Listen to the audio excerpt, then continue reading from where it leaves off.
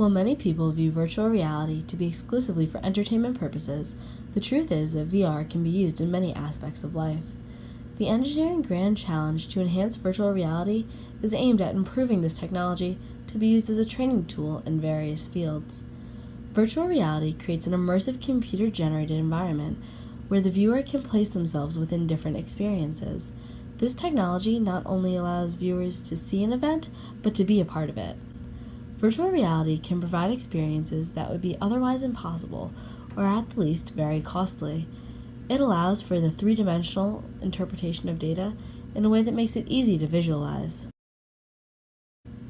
We chose this grand challenge because as mechanical engineers, we felt that we could help provide more realistic environments to experience virtual reality in. Additionally, we feel that virtual reality could be used to the benefit of mechanical engineers. VR can be used to visualize designs and text structures without the expense of physical materials. Virtual reality has a large impact in a variety of social aspects. For one, many different occupations utilize virtual reality for a more practical method of training. Virtual reality provides a more efficient procedure for visual learning of real-life situations without any risk. This process saves time and eliminates the cost of scarce or expensive training materials. Virtual reality training procedures are used for a very wide variety of careers, including firefighters, surgeons, and even the military to simulate raids. These videos show firefighters practicing putting out a fire using a virtual reality headset. Obviously, it would be incredibly dangerous to do this type of training in a real-life situation, so using virtual reality allows the firefighters to train in a realistic environment without exposing themselves to any risks. Virtual reality can also be used as an incredibly effective and more relaxing method to treat various mental illnesses. One prominent example is in treating post-traumatic stress disorder victims, as shown in the image. Warlike situations can be simulated to help veterans disassociate loud noises and other alarming stimuli with fear or danger. This method is called extinction learning. People with extreme phobias can be treated with systematic desensitization, a process where the affected person is put in a situation in which they can associate being in a relaxed state with a stimulus that stresses them. Using virtual reality, the person can experience a situation that would cause them anxiety with the knowledge that they cannot actually be harmed or affected. As for national technological readiness to address the challenge, the main issue with making virtual reality more advanced and common is the cost.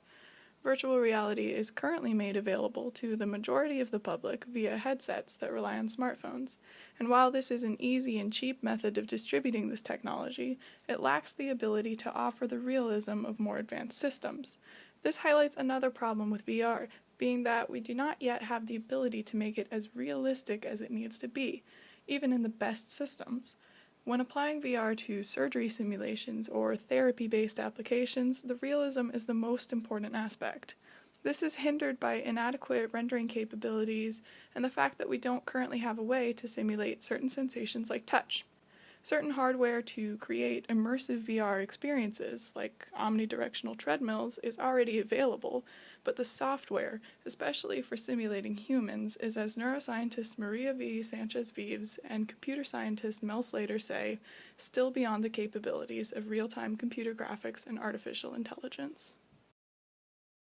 To work towards solving the current limitations of virtual reality, the first step is to move beyond headsets. One route the future VR may take is towards holograms like those seen in sci-fi movies such as Star Wars, but with the added feature of being interactive rather than a projected 3D rendering of a video or image. The interactive hologram removes one of the concerns with VR, that it is an isolating experience. Multiple people would be able to see and interact with the same hologram as well as seeing each other. A current step away from headsets is called the looking glass, which is the size of a book and uses light fields and volumetric display technologies.